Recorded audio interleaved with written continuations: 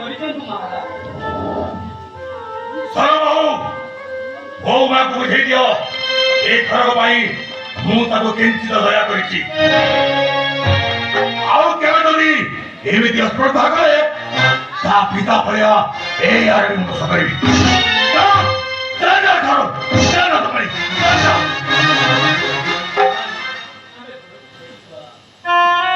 ଏ ଲଙ୍କାରେ ଆମେ ଶାନ୍ତିରେ ରହିପାରିବାନି ବା ବରଂ କୋଉ ଗଛ ତଳେ ରହିବା ହେଲେ ଜଳତା ଅଙ୍ଗାର ନୁହେଁ।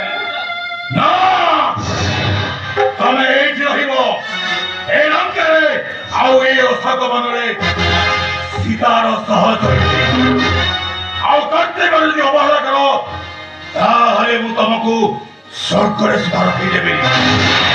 ସାବଧାନ, ଖୁବ୍ ସାବଧାନ।